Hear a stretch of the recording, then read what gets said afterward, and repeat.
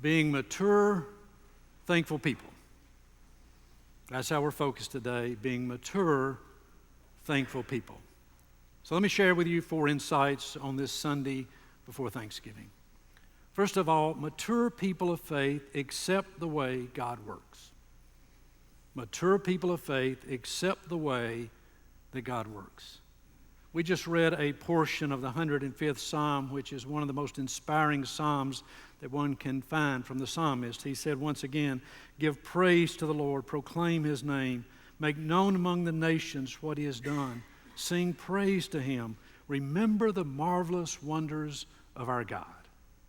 Remember the marvelous wonders of our God. There is not a one of us in this sanctuary this morning on this Sunday before Thanksgiving who wouldn't agree with that biblical supposition. We should give thanks for the marvelous wonders of God in our lives and in our world. But let me tell you this morning that that biblical supposition must be balanced by another biblical supposition, and that is this. And you've heard me say it before. God does not promise you, and He does not promise me, immunity from the heartache, the difficulty, the suffering of life. Even though on this Thanksgiving Sunday we acknowledge all the wondrous things that God does in our world and in our lives, we must not fall prey to the mindset that you and I are immune as faithful believers from all the hardship, the difficulty, the suffering of life. We're not. You're not immune, and I'm not immune. Jesus Himself sought to help us understand that when He shared this classic phrase, "The sun will rise on the just and the unjust alike, and the rain will fall on the just and the unjust alike." Some Christian believers tend to think that somehow if we are people of faith, the rain isn't going to fall on us quite as much as it falls on somebody else. The difficulties aren't going to come our way to quite the same degree that they come somebody else's way, and that simply is not biblically true. And to be a mature person of thanks, then you and I need to accept that. We even need to embrace that God has chosen in the way He does things to bring even to believers difficult hardships, heartache. That's just the nature of life. And again, mature people of faith understand that. Having said that, let me say secondly, we can face, with God's help, the darkest moments. We can face, with God's help, the darkest moments. I don't know if you have been keeping up with Lauryn Hill or not. And if you haven't, I'm going to invite you to go online this afternoon and Google in the name Lauryn Hill, and you will be inspired that you did so. Let me tell you her story, if you don't know it already.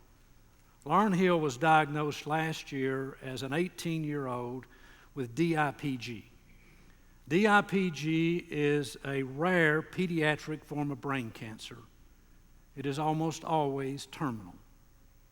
After she was diagnosed with this disease again about a year ago, at 18 years of age, she had radiation treatment, she had some chemo treatments, they provided some experimental drugs, but then Lauren was told that she had a year to live.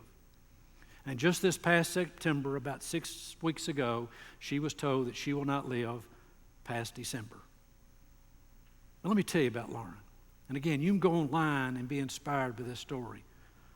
Lauren determined once that prognosis had come that she needed to have a talk with God. And so she writes in some of the online stuff about this. She says, "Some months ago, I was having a meltdown. I asked God if I could do anything. I wanted to know what He sent me here for. I told Him, whatever you sent me here for, I'm ready to do.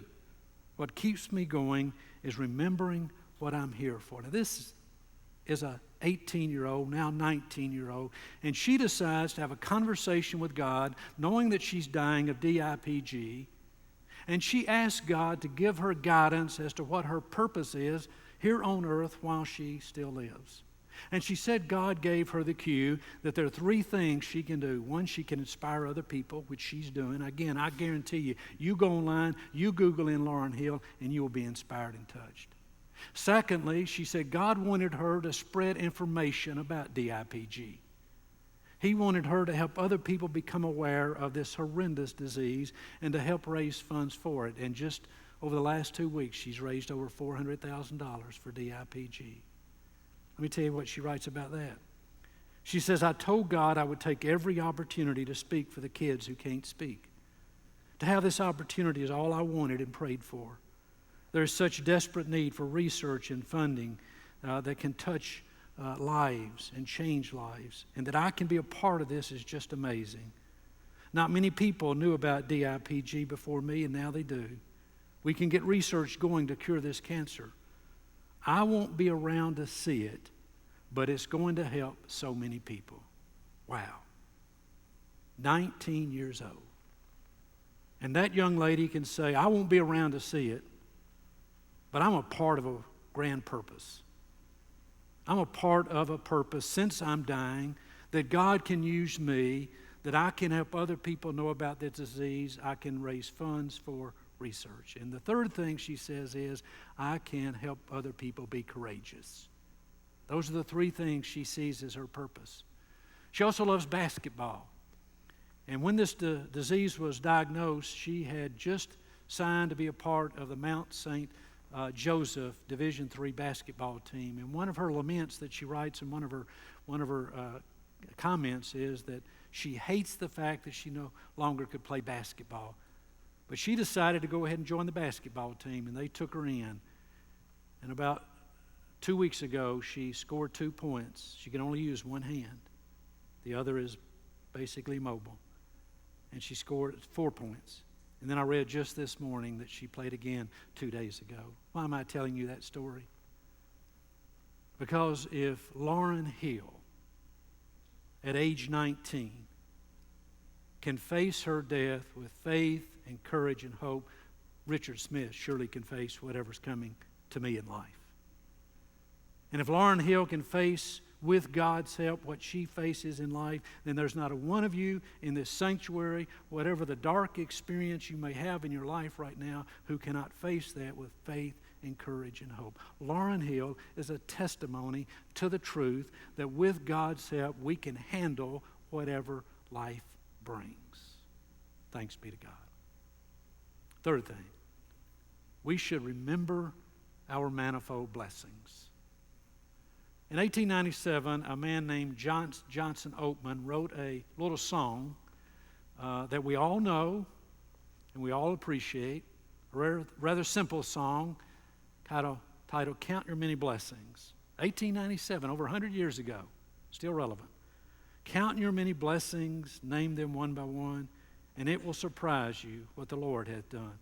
Count your blessings, name them one by one, count your many blessings, see what God hath done.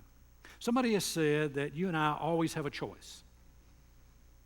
We always have a choice how we handle the difficulties that come our way in life. How we handle the moments when life is not so good, like Lauren. And this person has said we all make a choice. We make a choice, and this may seem simplistic to some, we make a choice that we will focus on our blessings or we will focus on our burdens. That's what somebody said. Pretty good stuff. Now, please hear me. I am not for one moment diminishing the heartache somebody may be facing. I am not for one moment diminishing the difficulty you may have in your life. I am not for one moment diminishing that there are things that people face that are extraordinarily tough. But I agree with that assessment. I agree that with God's help, I can go one of two ways. I can make a list of all my burdens. I can have a list of all the difficulties.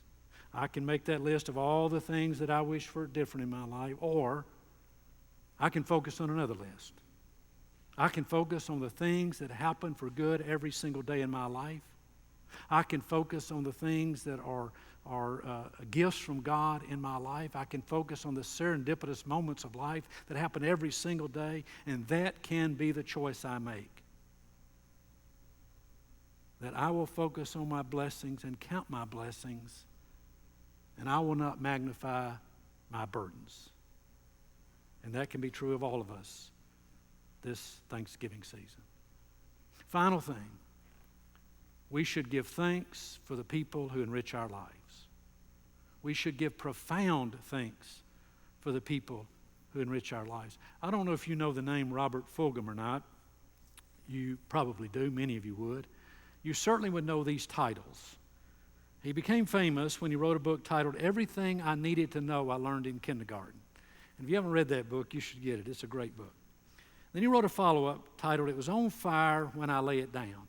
In the book, When It Was on Fire When I Lay It Down, he tells about the occasion when his daughter Molly, who was 7 years old, decided that she wanted to participate in the family practice of preparing lunches for the students and for mom and dad. It was a practice in that household, evidently, that the family would gather in the kitchen. They'd have those brown paper sacks, and they would put all the elements in that each person wanted. So the kids would go off to school with their brown sack, and Dad would go off with his brown sack, and Mom would go off with her brown sack. And when Molly was 7, Molly announced to Mom and Dad that she wanted now to be a full participant in the practice of getting the sacks ready. He writes about this again in the book, It Was on Fire When I Lay It Down. So one day, Molly brought to her dad a separate bag. So they all had the bags with the food in them for the lunches. But Molly brought him a different bag. It was wrinkled. It was taped with duct tape. It had been stapled, and it had paper clips on it. And Molly brought that to her dad, and she said, Dad, here, this is for you today. And Fulghum says, he said, okay, honey, well, what is it? She says, you might get tired today, so these are things for you to play with. And so as a loving dad, he nodded, he smiled, he went off to work, he laid it on the corner of his desk over here, this brown crumpled bag, duct tape, taped, paper clips, stapled. And then finally after lunch, it dawned on him he hadn't looked at it, so he opened the sack, spread the things out on his desk, and found in that brown paper bag from Molly to him 2 hair ribbons, 3 small stones, a plastic dinosaur, a pencil stub, a tiny seashell, 2 animal crackers, a marble, a used lipstick, a small doll, 2 chocolate kisses, and 13 pennies. So he had them all spread out on his desk, and like any dutiful, loving dad, he smiled and nodded and thought about Molly as he did that. And then he kind of pushed them over to the corner of his desk so he could work for the day.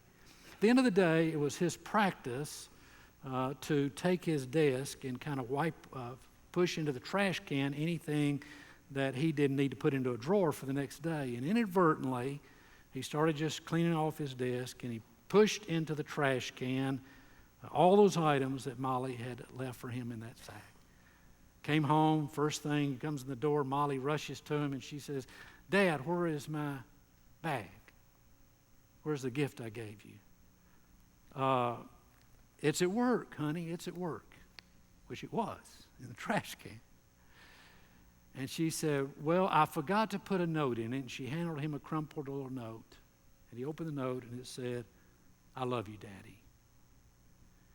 While Mom was getting the kids their baths for the evening, Robert says he rushed back to work, hoping he could get there before the custodian had taken all the trash out.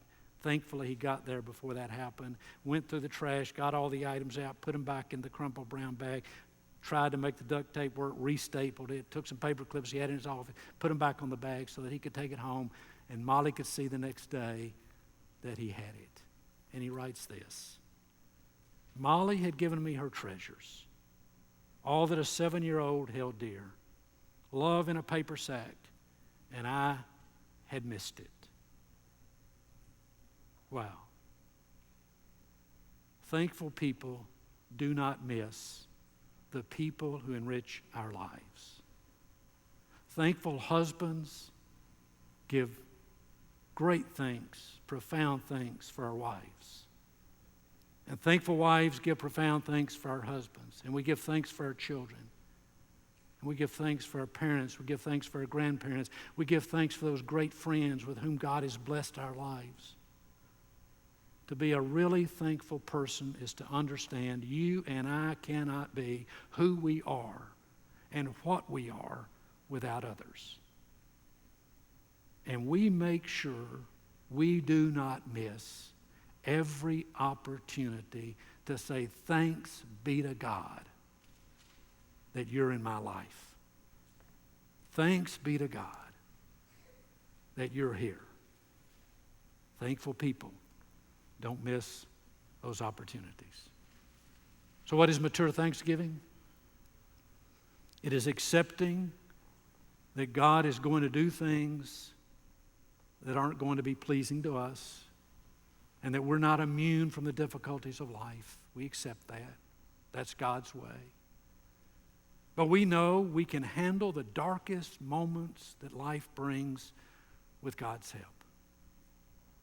And we choose to count our blessings, not magnify our burdens. And we give thanks for those people without whom we cannot be who we are. Thanks be to God.